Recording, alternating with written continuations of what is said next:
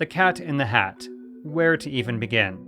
To some, it's one of the worst movies ever made, a cringy, shockingly inappropriate Dr. Seuss adaptation that belongs in a metaphorical litter box. Or an actual litter box. To others, it's a strange and unconventional comedic masterpiece, a fever dream of unintentional cinematic brilliance. But regardless of your feelings about the movie itself, The Cat in the Hat's journey to the big screen is a fascinating tale. It's a story which involves more than just the movie itself, such as a live-action Dr. Seuss film you've probably never heard of, Ron Howard's How the Grinch Stole Christmas, Seinfeld, The Santa Claus, Wayne's World, Austin Powers, Shrek, a lawsuit. Yeah, it's pretty all over the place. So let's try to shine some light onto just how this monstrosity, or to some, cult classic even got made, with an exploration of the truly bizarre history of The Cat in the Hat.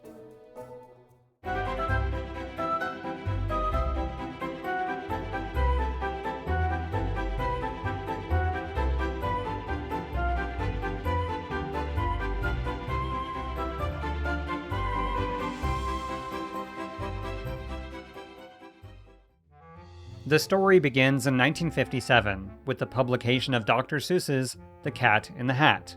Now, for those unaware, Dr. Seuss's real name was Theodore or Ted Seuss Geisel, who by this point had already produced a wide range of children's books. He had also produced precisely one book for adults, The Seven Lady Godivas, which the author later referred to as the greatest failure of his career. Anyway, when it came to The Cat in the Hat, this was the result of a challenge that was given to Ted Geisel by an education division director. The challenge was to come up with a book first graders simply couldn't put down, one they would actually choose to read on their own. Why? Well, the idea was to potentially replace 1950s primer books such as the Dick and Jane series, which were used by parents and educators to teach children how to read. The problem with these books is that they were, to put it blunt, boring, with dull illustrations, bland characters, and uninteresting plots. They also featured the most stereotypical white middle-class family imaginable, which took readers on fun adventures like going to the grocery store, helping out around the house, or learning proper etiquette and manners. There was simply no incentive for children to want to read them on their own, which combined with the rise of television entertainment was causing illiteracy to rise at a very alarming rate. So Ted Geisel accepted the education director's challenge, and set out to write and illustrate something a bit more engaging than the Dick and Jane books. But the challenge came with a catch, as he was restricted to using under 250 different words, all of which were less than 10 letters, and primarily one syllable.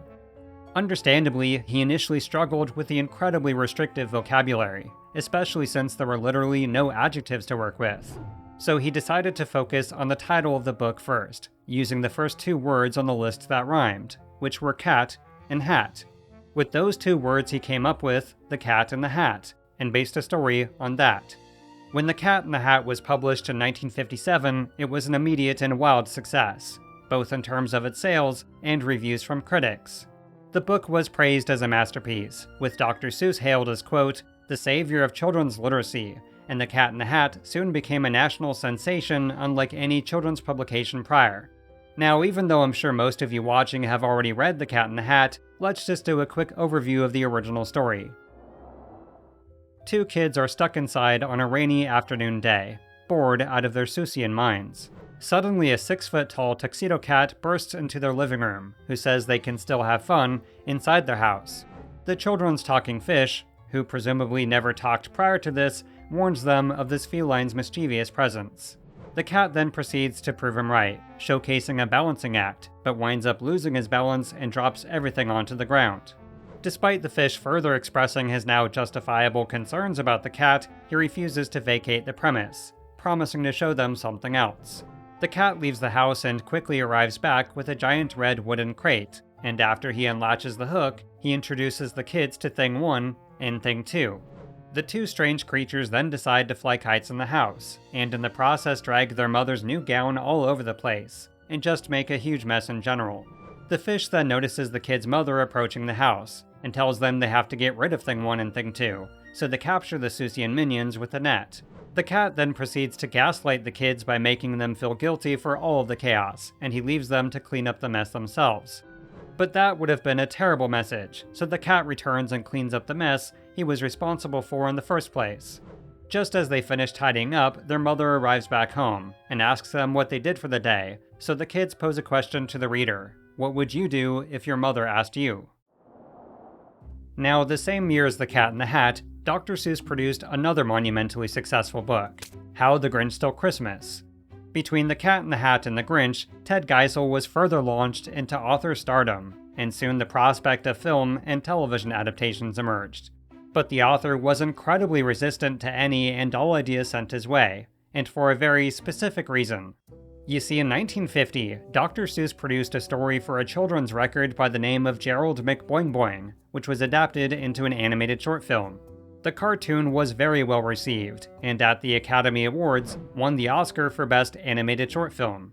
A few years before that, 2 of his books were adapted into stop-motion films, both of which were nominated for Academy Awards, and there was also a Looney Tunes short based on Horton Hatches the Egg.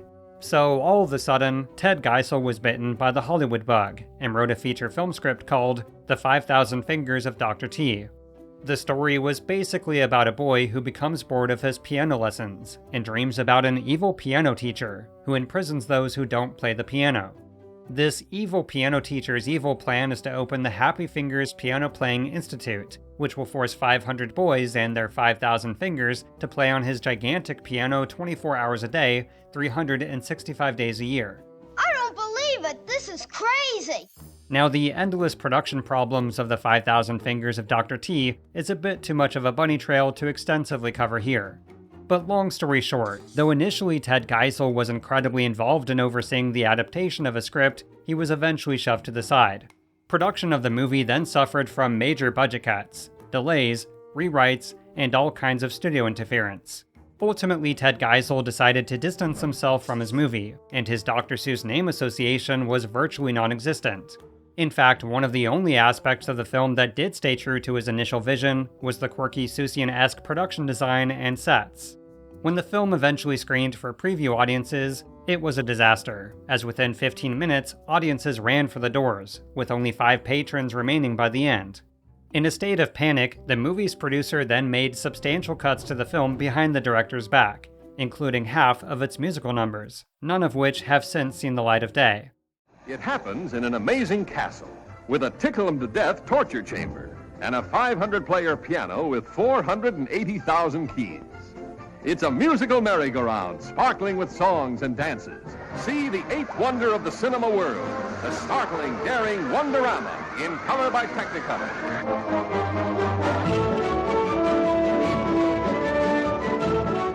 The movie was officially released to mostly negative reviews, and was ultimately one of the worst box office flops of the 1950s.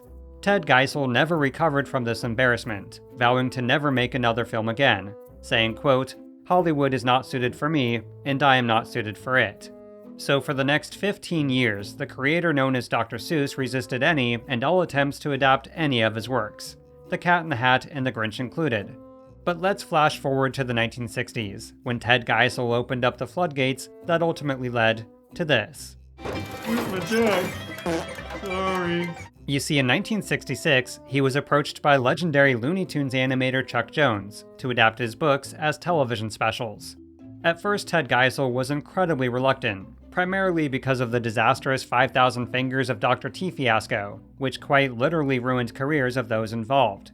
He was also afraid of the move being seen as a cash grab, or possibly tarnishing the reputation of his books.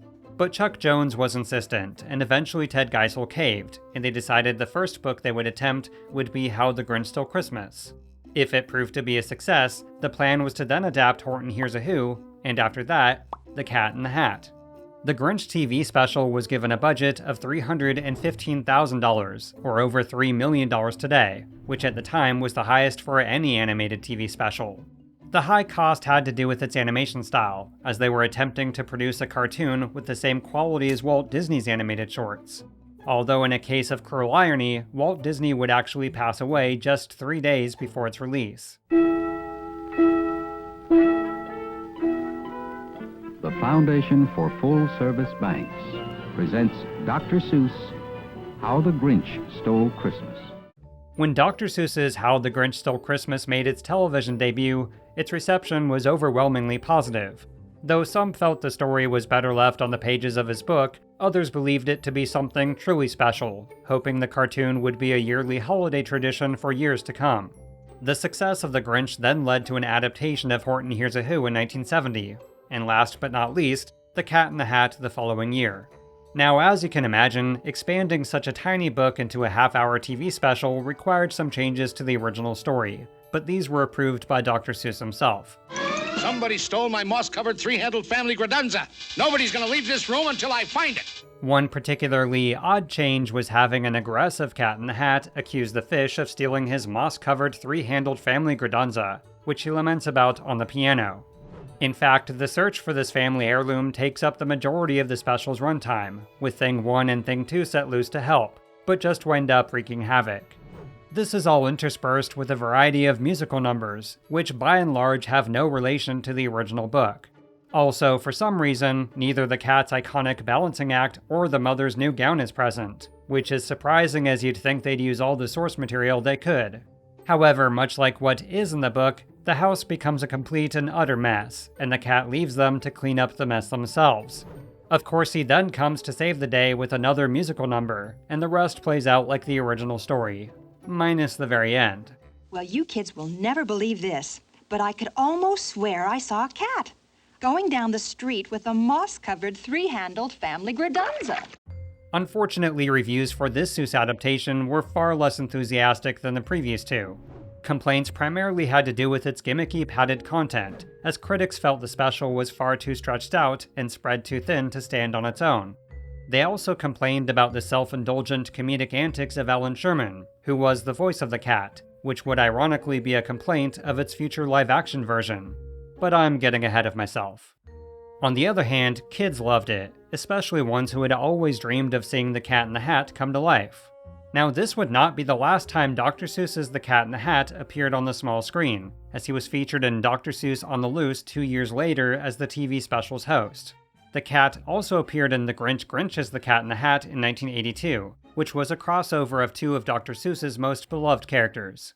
However, with the exception of these TV specials, there was little to no capitalization or profiting on the Cat in the Hat's immense popularity. The reason for this was Ted Geisel himself, as he was notoriously reluctant to license any of his characters, especially when it came to merchandising. The author had a strong sense of protection over their use, with an absolute distaste for consumerism and corporate greed. This is why outside of a plush toy or two, merchandise featuring his characters was few and far between. Although he did finally relent just a bit in the mid-80s, as a deal was struck with Coleco to produce a handful of Dr. Seuss toys. There was also a Cat in the Hat rocker and rider, with an ultimately abandoned concept for whatever this thing would have been. But little did Dr. Seuss know that an avalanche of even more merchandising, and the first attempt at a live-action adaptation of The Cat in the Hat, was just around the corner. And finally in the news, the man who created The Cat in the Hat, Horton the Elephant, and many other unlikely creatures has died. In 1991, Theodore Seuss Geisel passed away from cancer at the age of 89 years old, which left virtually the entire Seussian empire to his wife Audrey Geisel. Now, it's important to mention that Audrey Geisel was actually Ted Geisel's second wife, with his first being a woman named Helen Palmer. It's a long and heartbreaking story that's way too nuanced to fully dive into here. But to summarize the situation, she'd been instrumental in the fine-tuning of Dr. Seuss's early work, and he often relied on her for creative input. She was also the co-founder of Beginner Books, and had authored quite a few titles of her own. However, shortly after publishing The Cat in the Hat, Ted Geisel and his wife began to grow apart, eventually residing in separate bedrooms. His wife had also suffered from various illnesses throughout their entire marriage, and underwent an ovaryectomy in the 1930s, which left them unable to have children of their own. In the 1960s, Ted Geisel began to have an affair with his wife's best friend, Audrey Diamond, whose husband was also a friend of his. Eventually, Ted Geisel's wife found out about the affair, and a short time after, took her own life. Amid much controversy, the next year after his wife's passing, Ted Geisel and Audrey Diamond got married, which made her Audrey Geisel, the wife of Dr. Seuss. Thus, when Ted Geisel passed away in 1991, Audrey Geisel became the sole inheritor of the Seuss empire, with absolute control over his life's work. Now, in the beginning, she did very little with the Dr. Seuss brand as a whole, more than likely out of respect for Ted Geisel being staunchly anti-consumerism. But evidently, according to Audrey Geisel's lawyers, this lack of licensing put the past works of Dr. Seuss at risk of falling into public domain. This is why in 1993 she established Dr. Seuss Enterprises, which opened a floodgate of licensing deals, especially for the Cat in the Hat. All of a sudden, the market was flooded with Cat in the Hat merchandise, such as clothing, board games, back-to-school supplies, interactive CD-ROMs, home video releases, and toys. There was also the first live-action representation of the Cat in the Hat, at least in the form of a puppet. He's been seen around town as a doctor in the hat, a photographer in the hat, a farmer in the hat, a phone operator in the hat, and a fortune teller in the hat. But at the end of the day, he's really just Cat in the Hat. The Wobulous World of Dr. Seuss was the first time the Cat in the Hat took a live-action form, serving as the show's host, and was often featured in the stories themselves. But the Cat in the Hat craze was only beginning, as in 1995, Universal made the announcement of Seuss Landing for their new theme park in Orlando. This was to be part of Universal's Islands of Adventure theme park, a billion-dollar expansion to Universal Studios Florida. Although initially Audrey Geisel turned down the offer from Universal, believing an amusement park would cheapen the image of Dr. Seuss. However, after multiple revisions, and presumably a few more bags of cash, she approved of the project, but only if she could retain most of the creative control. Now, one very important aspect of Islands of Adventure was a collaboration with director Steven Spielberg. There were already 2 attractions based off his movies in the original park, and for their newest expansion, there was to be a Jurassic Park land. Spielberg was also a creative consultant for the other concepts of Islands of Adventure, including Seuss Landing. At the same time this was going on, he was also on the lookout for properties to adapt into feature films, not for Universal, but DreamWorks. This was the first new major motion picture studio in literal decades, which was co-founded by ex-Disney executive Jeffrey Katzenberg. So it's no coincidence that while Spielberg was consulting on Islands of Adventure and finding properties for DreamWorks, he also began to pursue Audrey Geisel. The reason why is because he was determined to get the film rights for the first live-action adaptation of The Cat in the Hat. Evidently, Spielberg paid quite a few visits to Audrey Geisel at her home in La Jolla, California, where he tried to win her over with his ideas for a Cat in the Hat movie. Though details are scarce, Spielberg's pitch was for the film to be written by Eric Roth, who'd recently produced the Oscar-winning screenplay for Robert Zemeckis' Forrest Gump. It took some convincing, but eventually Audrey Geisel said yes, on the condition she would oversee the writing process and production as a whole. So in June of 1996, newspapers broke the story. Steven Spielberg was producing a live-action adaptation of Dr. Seuss's The Cat in the Hat for DreamWorks. But who was to star in The Cat in the Hat? None other than Tim Allen.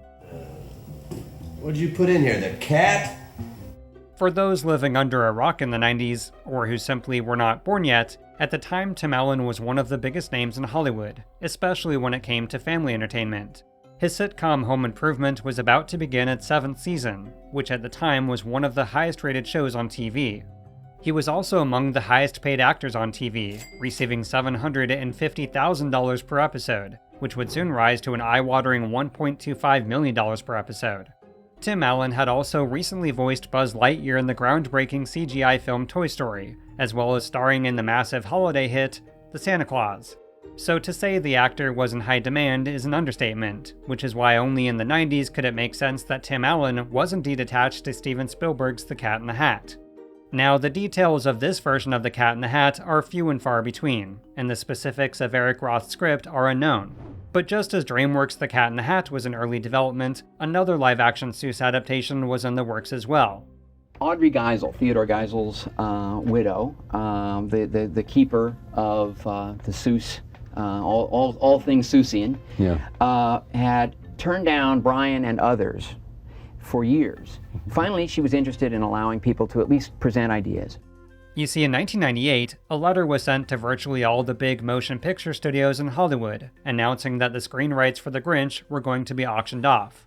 But Audrey Geisel had very specific conditions for those wanting to pitch their ideas, in this incredibly bizarre Hollywood bidding war. First, prospective buyers had to agree to the cost of the rights themselves, $5 million, the highest of any other book rights acquisition at the time. On top of this, they would have to fork over 4% of the box office gross, 50% of the merchandise revenue, and 70% of book tie-ins. Another stipulation had to do with who would actually play the Grinch, in which, quote, any actor submitted for the Grinch must be of comparable stature to Jack Nicholson, Jim Carrey, Robin Williams, and Dustin Hoffman. Even with these conditions, a laundry list of directors and producers representing various studios agreed to the terms, and pitched their ideas to Audrey Geisel. Unfortunately, we know little to nothing about these pitches, only that Audrey Geisel said no to all of them. Although interestingly, in cartoonist Berkeley Breathitt's artwork book, he shared some concepts of one version that was to be animated. In accordance to Audrey Geisel's wishes, this Grinch was envisioned to be voiced by and resemble Jack Nicholson in a much more stylized version of the story. Though she supposedly was a fan of this interpretation, in the end it was a pitch by director Ron Howard that sealed the deal. Many other creative groups from various studios, directors, producers, were coming in and pitching their versions. It became a very competitive thing. Universal really wanted to get this movie. Brian was desperate to do it. He called me up and he said, we can get another meeting if you'll come in and pitch. So can you help? But she didn't like the take we had. Can you come up with a way to develop this, 20-page, fable, this Seussian fable, into a movie? I said, yeah, I can. I'll work on it on the plane flight. Now, by this point, Ron Howard had risen as one of the most famous directors in Hollywood, having directed a string of blockbusters and award-winning dramas. Of more importance to The Cat in the Hat, which I swear this all ties into, was Ron Howard's creative partner, Brian Grazer. He produced Ron Howard's movies by way of their production company Imagine Entertainment, which had a lucrative distribution deal with Universal Pictures. In fact, Brian Grazer was the one who set up the meeting between Ron Howard and Audrey Geisel, and Ron Howard's pitch boiled down to this. The third act of the movie would be How the Grinch Stole Christmas, but the first two acts would explore why the Grinch stole Christmas. The pitch wound up winning over Audrey Geisel, and she gave them her blessing, as well as the screen rights to go ahead with the Grinch. When Brian Grazer and Ron Howard first considered producing Dr. Seuss's classic children's tale, they knew they were taking on a formidable task. The challenge was to be true to the Grinch as he existed in the books. Now, as tempting as it is to extensively dive into the production history of the Grinch, it's not relevant to our story here. Although I will say, the initial, more literal interpretation of the live-action Who's are absolutely f***ing terrifying.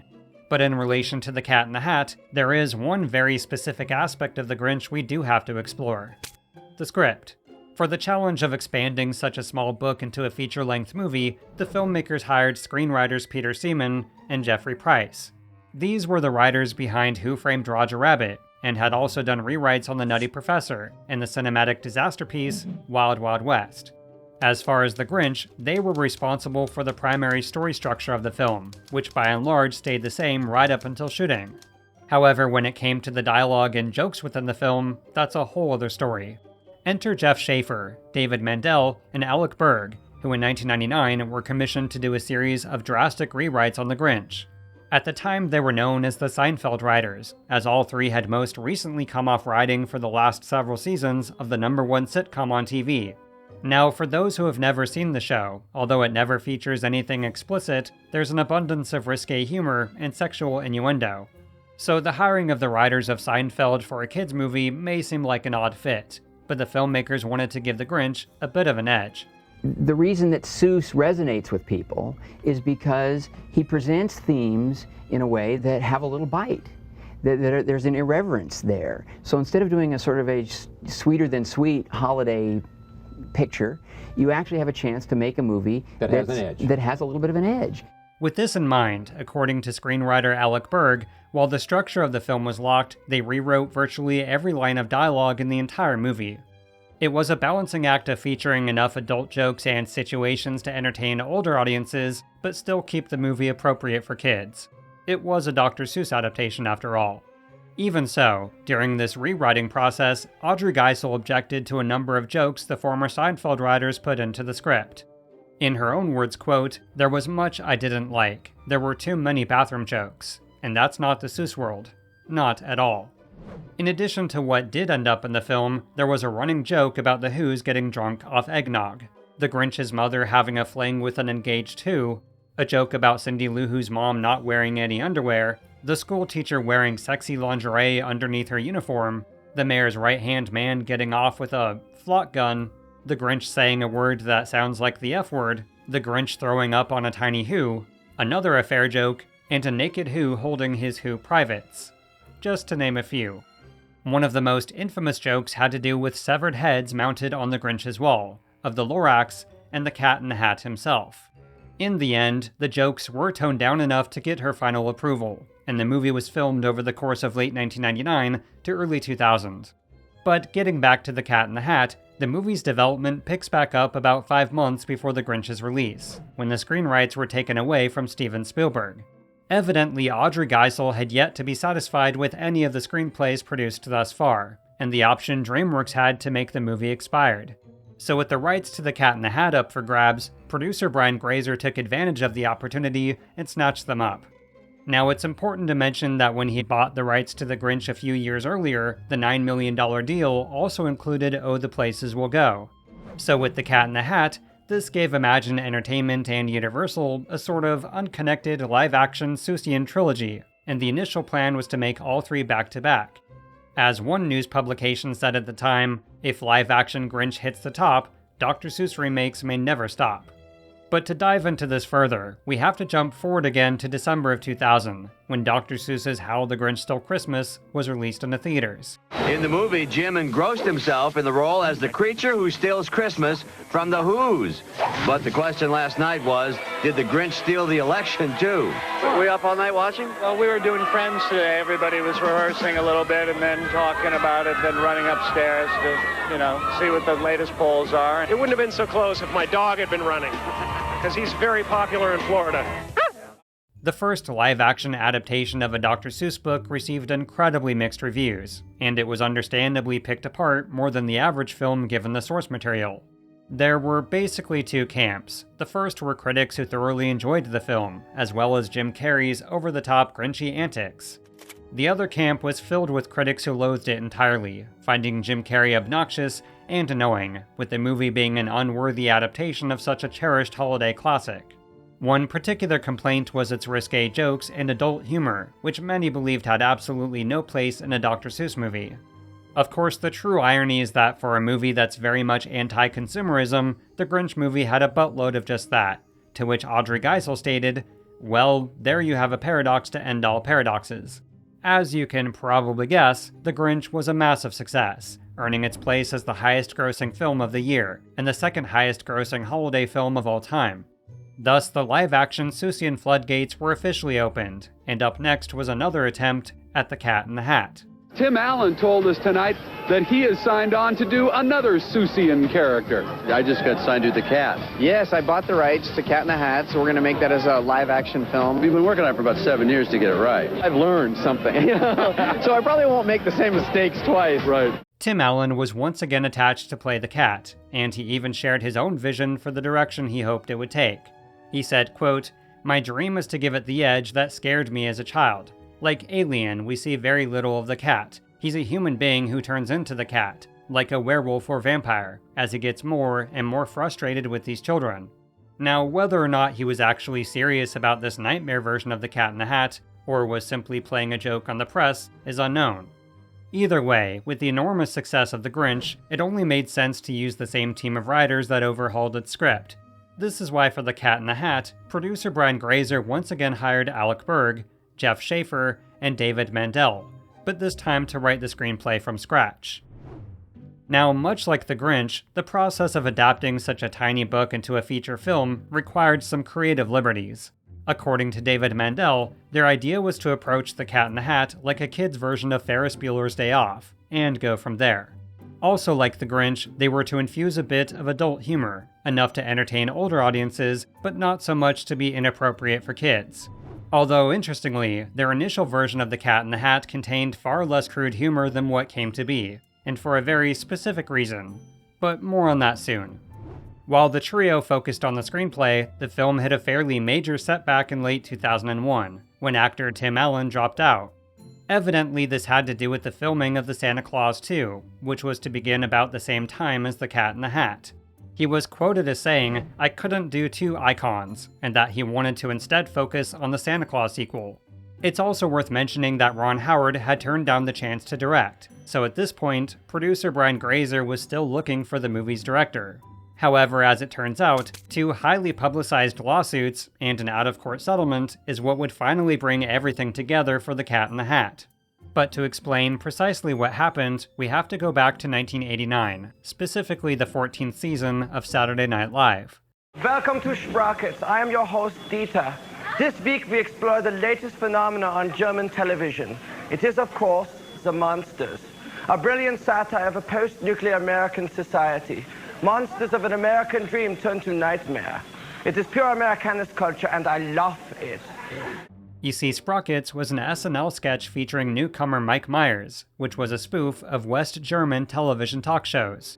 He played a character known as Dieter, an overly serious artsy-fartsy talk show host, who would interview celebrities playing various characters, and often ask them to touch his pet monkey. Do you want to touch my monkey? Touch your monkey? Touch it. Touch the monkey. I really know. I Touch my monkey. I really touch don't. the monkey. Okay. The comedy sketch was a huge hit with fans, and Sprockets had quite a few additional segments over the next several years. Another one of Mike Myers' early sketches was Wayne's World with Dana Carvey, which in 1992 was turned into a feature-length movie.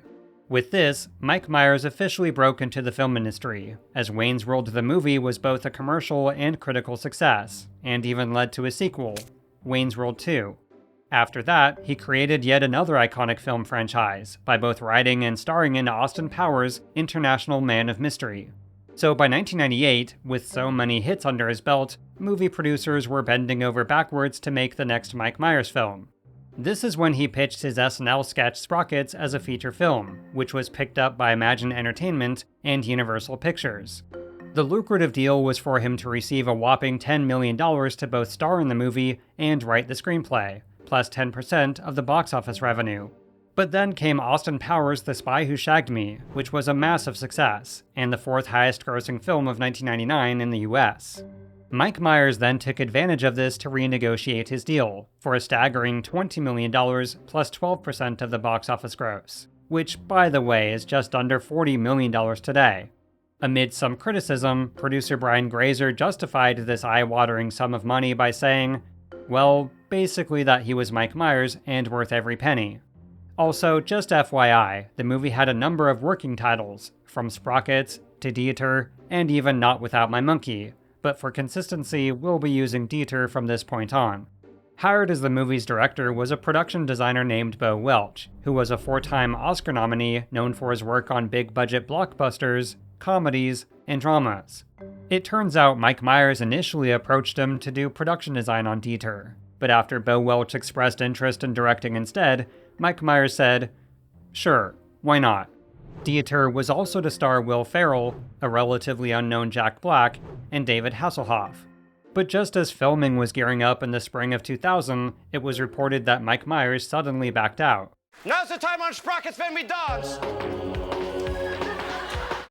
Evidently, Mike Myers believed his own script wasn't good enough, and absolutely refused to accept his $20 million payday to, quote, cheat moviegoers out of their hard-earned money. So Universal then turned around and actually sued him for breach of contract, seeking millions of dollars in damages. Universal alleged that they had already spent nearly $5 million in pre-production costs, and demanded compensation for his abandoning the picture. Court documents also outline Mike Myers' original $10 million deal, and his eventual renegotiation of $20 million after becoming a bigger star. Universal goes on to essentially label him as a pathological liar, calling his behavior selfish, egomaniacal, and irresponsible. Universal was also trying to forbid Mike Myers from working on any other productions for the period he'd committed to working on Dieter. The next month, Mike Myers was slapped with another lawsuit, this time from Imagine Entertainment over the same film. The allegations of Imagine Entertainment were essentially the same as Universal's, but emphasized Mike Myers demanding of more money only to then back out. They also alleged some pretty unflattering behavior to say the least, and on top of seeking $30 million in damages, they were hoping to, quote, punish him and set an example. Understandably, given these harsh allegations, Mike Myers then made the decision to countersue both Imagine Entertainment and Universal.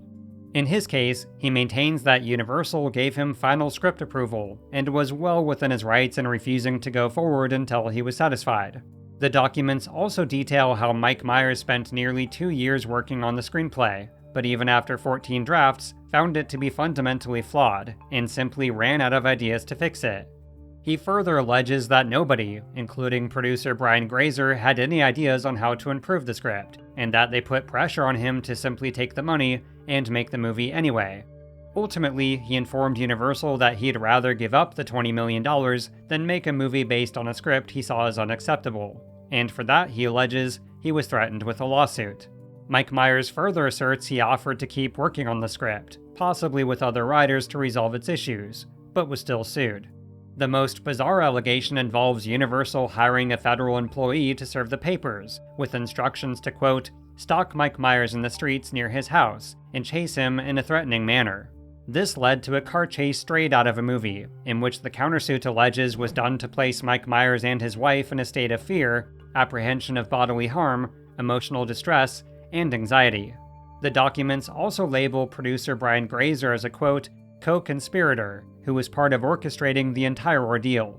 Long story short, Mike Myers was suing for excess of $20 million, which was for defamation and multi-million-dollar offers he rejected during the time he was committed to Dieter.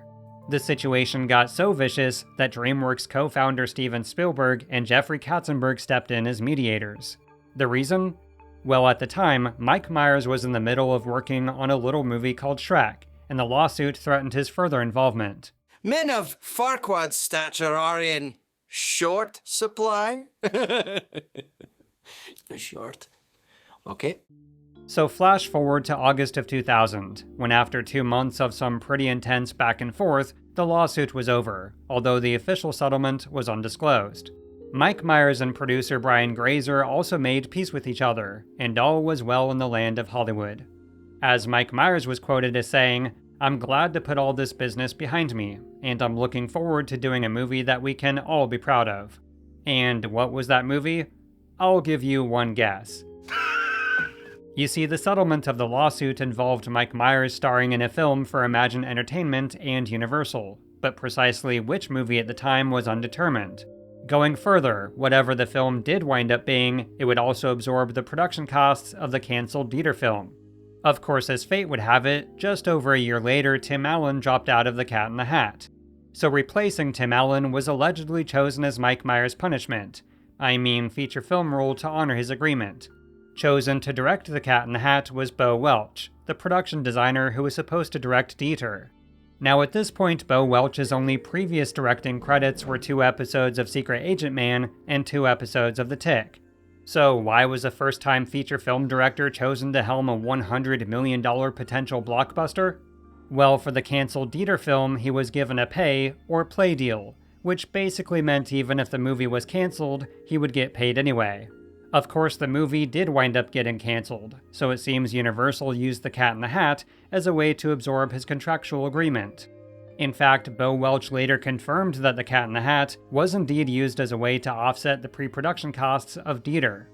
What happened was Universal rolled that pretty much into Cat in the Hat and said, all right, can we make a deal where we absorb what you've spent on Dieter and roll right into Cat in the Hat? And that's more or less how it happened. When someone offers you the opportunity to direct a $100 million movie, I think you'd have to be kind of insane not to say yes. Or maybe you're insane to say yes. I'm not sure. Now, unlike Jim Carrey as the Grinch, Audrey Geisel was reluctant to allow Mike Myers to play the cat, because as she put it, I only knew him as, "Yeah, baby." Eventually, however, she was convinced he was right for the part, and with her blessing, the film began to take further shape. A shape with a lot more edge. You see, before Mike Myers' involvement, although the script did have quite a few examples of adult jokes and humor, they were few and far between. In fact, the early drafts of The Cat in the Hat contained even less risque humor than the Grinch's early drafts, possibly due to all the complaints when the movie came out a couple years earlier. However, according to the writers, once Mike Myers was attached, he became heavily involved with the screenplay, specifically for all the gags and jokes. As Alec Berg put it, what Mike enjoys more than anything else is, "This is dirty, but I'm not going to say the word. It's the clean insinuation of dirty things." According to the director, he felt the initial version of the script had much more anarchy, but Mike Myers was responsible for adding what he called lowbrow humor. Producer Brian Grazer admitted to the Los Angeles Times that Audrey Geisel did express concerns over this humor and felt that some of the jokes went way too far. Ultimately, he convinced her that the jokes weren't as bad as they seemed, and unlike The Grinch, she relented and allowed them to be in the film. That said, judging by the film's concept art with Mike Myers as the cat, it's clear that the movie was always destined to be special. A few scenes are depicted using a somewhat cartoonish rendering of the cat, kind of like what you would see nowadays with a CGI character in a live-action world. But the renderings of Mike Myers as the Cat in the Hat are what nightmares are made of, which evokes the feeling of stranger danger as opposed to fun times with a whimsical Seuss character. Casting for the rest of the film was pretty straightforward, and honestly there's not much to say. In fact, aside from the whole Mike Myers situation, which we'll get to in a minute, the actual filming of The Cat in the Hat was devoid of drama. Go. Faster, kid. Faster. Hold on. Holy crap. The exterior sets for the movie's neighborhood scenes were built on a mountaintop in Simi Valley, California. Although if you notice in this time-lapse footage, occasionally you can see a massive fog roll into view. Evidently, this caused a huge problem when it came to shooting the movie, as the fog would obscure the sky and tops of the houses. This forced the director to rely on heavy visual effects to depict an actual blue sky, which on the plus side, did give the movie a more colorful palette. The town sequences were filmed in Pomona, California, where the film crew transformed a strip of antique and gift shops into storefronts with Seussian architecture. Interior scenes were filmed in the sound stages at Universal Studios Hollywood, most of which just a few years earlier had also been used for Ron Howard's The Grinch. Where the film's controversy picks back up, oddly enough, has to do with the Cat in the Hat costume. You see, to come up with the Cat in the Hat's visual appearance, the filmmakers initially hired legendary creature and makeup artist Rick Baker. He'd also been responsible for the Academy Award-winning makeup on The Grinch, so roping him into this Seuss adaptation made perfect sense. His initial design of the Cat in the Hat was much more, I guess you could say, Grinch-esque, with a more prominent nose and a few other variations from what came to be. But evidently Rick Baker wound up leaving the film due to Mike Myers' supposed unprofessional behavior, in which he consistently showed up late to makeup tests. That said, aside from Wikipedia, I was unable to find a single legitimate source to back this up, so take it with a grain of salt.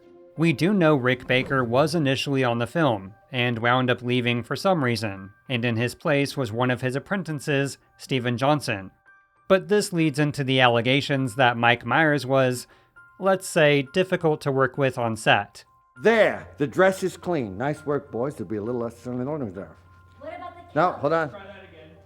Look, stop it. No laughing at that. According to Mike Myers' co-star Amy Hill, who played the babysitter Mrs. Kwan, she said working with him was, quote, a horrible, nightmarish experience. He would apparently show up late, ignore most of everybody around him, and supposedly set up a large tent around his trailer so nobody could see him off set. Though she did have kind words for the director, she also alleges he allowed Mike Myers to dictate when, or if, they filmed additional takes when he wasn't satisfied. The official record of director Bo Welch is that they got along fine, and although Mike Myers did have a lot of notes, he never overstepped his role as an actor. Although the director did speak on the issue of Mike Myers frequently arriving late on set. Here's what made it really hard to do also. Right off the bat, our line producer, Eric, had said, you're not going to get Mike on the set until late in the day. And I said, why? And he said, and Mike says, I'm not funny before noon. How that really translates is he doesn't even get into the makeup chair till noon. So he's ready to shoot around 3:30 in the afternoon. Meanwhile, you've got kids, they're done at 5. Since most of the movie revolves around Dakota Fanning and Spencer Breslin, the situation was especially frustrating, as minors can only work very limited hours. This is probably why in some portions of the movie, there's an unusual lack of over-the-shoulder shots with the kids, with most of Mike Myers' antics being done without them in frame. Conversely, the cat's over-the-shoulder shots used what the director referred to as the bad stand-in version of the cat, who he said was really scary looking. Either way, the filming of The Cat in the Hat wrapped in January of 2003, with a planned release date of November that year. Now, according to the director, the first assembly of the film was praised by Mike Myers as the best rough cut he'd ever seen of one of his own movies. But then something happened. Everything worked out fine until post, and that's where it started to go awry. We shot basically everything the way we wanted, the best we could at that time. We did a director's cut. It was going very, very well. After that, it kind of started to deteriorate. There's a better movie in there had we been allowed to just follow through. As you can hear, director Bo Welch is pretty vague about why the movie fell apart in post, especially since he later admits the director's cut wasn't all that much longer. About 15 minutes of footage that was left on the cutting room floor was eventually made available, including a 10-minute alternate sequence of the trio rescuing Nevins the dog.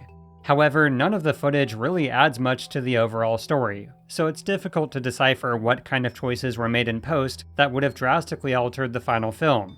What we do know for sure is that some instances of the movie's so-called lowbrow humor went against the director's wishes.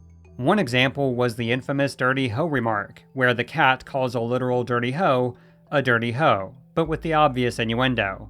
Evidently, while the director did want to include some mature humor to entertain parents, this particular bit he was very opposed to, but since Mike Myers loved it, the joke had to stay. This is actually reminiscent of another situation a decade earlier, with Wayne's World. Long story short, for years there were abundant rumors that Mike Myers was difficult to work with on that film as well. The movie's director Penelope Spheris ultimately downplayed most of this, revealing that he was hypoglycemic, so when his blood sugar dropped, he'd occasionally have mood swings, but other than that, they got along just fine. Unfortunately, when it came to the film's post-production, that's where the trouble happened. The problem, and this is what everybody latches onto, is after the film screened and got great audience reaction in the testing setting, that's when the crap hit the fan, because Mike wanted me to take out a bunch of jokes and I wouldn't do it. Evidently, Mike Myers missed the preview screening due to the passing of his father, and wound up watching the movie by himself. I couldn't stand it. I couldn't watch it. I thought it was awful. I had nothing to compare it to. And I just saw jokes that didn't play. He then put together 11 pages of notes, but director Penelope Spheris refused to make any changes, as test audiences indicated they had something truly special in their hands. Lorne took me aside and he goes, "Look, Penelope, if you don't change the movie, then you're not going to be able to direct Wayne's World 2. Mike's not going to let you approve you on Wayne's World 2. And then I got canned. In the end, Penelope Spheris stood her ground, and even though the movie was a huge success, she was passed over for the sequel, and the two allegedly never spoke again. At the time of The Cat in the Hat's post-production, there were already talks about a sequel, so it's no surprise that Mike Myers had the authority to dictate what jokes could and could not be cut. That said, Bo Welch was actually expecting to receive a PG-13 by the ratings board, and he was shocked when the movie was given a PG rating on the first try. Although it is worth mentioning two scenes that were cut prior to this that might have pushed it to a PG-13. Time to hit the showers! One of them showed the cat giving himself a bath, who then proceeds to lick his nether regions only to resurface with an extremely pleasured look on his face. The other was a distraction by Thing 1 and Thing 2, where Thing 1 drinks hundreds of bottles of water, with the purpose of causing a flood of urine.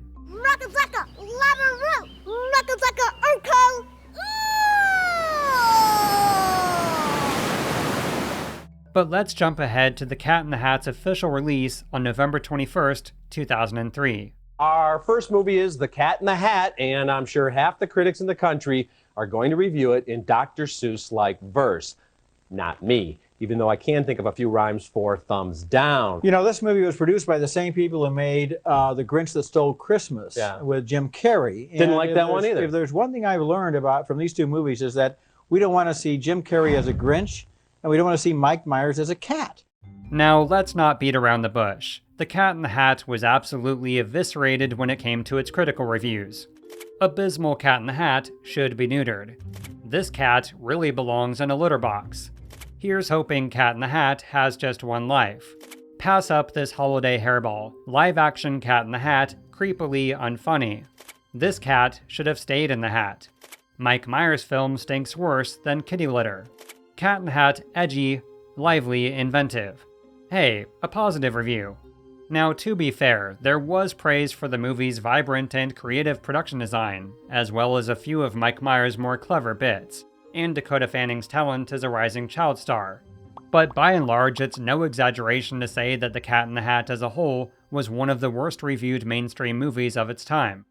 One particular complaint was its crude and crass humor, which was seen by film critics and parents as highly inappropriate for a kids' movie, especially one based off a Dr. Seuss book. Though far from a box office disaster, The Cat in the Hat was a financial disappointment, earning just over $25 million past its original budget. Although, believe it or not, it was the #1 movie in America for 2 whole weeks, and even beat out Disney's The Haunted Mansion, which came in at #2. As far as Audrey Geisel's reaction, she gave an interview to the Associated Press where she said, "In hindsight, Mike Myers was unfit to play the famous cat." This interview is also where she infamously claimed that she would never, ever let Hollywood make another live-action adaptation of a Dr. Seuss book, which ultimately ended Universal's live-action Seussian trilogy plans. The one thing we were successful at is that Ted Geisel's widow, Audrey Geisel, and the estate of, all of his properties were so horrified at Cat in the Hat that she banned any further live-action representation of their characters. I saved some people the embarrassment of trying to do it live action again. In the end, The Cat in the Hat's director stands by his movie, and believes part of the reason for its negative reception was simply for the fact that they attempted to add a different narrative to the story period. Though he's yet to direct another feature film, he directed episodes in all 3 seasons of Netflix's series of Unfortunate Events, and was also behind its incredible production design. I should also mention that the writers of The Cat in the Hat each went on to have pretty spectacular careers, so the movie's reception did little to hold them back. As far as Mike Myers, some people make the argument that The Cat in the Hat is what killed his, at the time, skyrocketing career. After all, it took nearly half a decade for him to return to feature films with The Love Guru, which was a box office and critical flop. In the years after The Cat in the Hat, aside from a few supporting roles here and there, he primarily stuck to voiceover for the absurd amount of Shrek sequels and shorts. Personally, I believe it had more to do with his outlandish fictional character comedy style, which just sort of phased out with audiences in the early 2000s. The reception and box office of The Cat in the Hat and Love Guru certainly didn't help, as it further cemented to film studios that his brand of humor just wasn't resonating with audiences or critics. The Cat in the Hat had a sort of redemption in 2010, with PBS's Cat in the Hat Knows a Lot About That, which had 3 seasons and ran for nearly a decade. But the real question is, now that it's been over 20 years later, does the live-action Cat in the Hat deserve a second chance for re-evaluation? Or did the movie run out of its 9 lives when it released in 2003? Can we excuse its narrative shortcomings and paper-thin plot for what the movie's defenders have come to believe are legitimately funny, quotable, and well-crafted jokes? Even its most harsh critics felt Mike Myers had some very funny comedic delivery, but was overshadowed by a lot of inane laughing and mugging to the camera.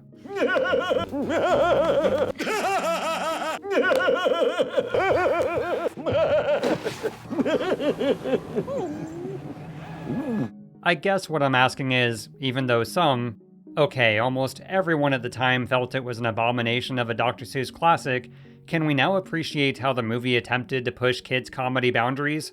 Or was it simply inappropriate, period? Is it so bad it's good? Just plain bad, or an underrated comedy cult classic? These questions I pose to you, dear viewer, and harken back to where we began. What would you do, or rather say, if a film critic asked you?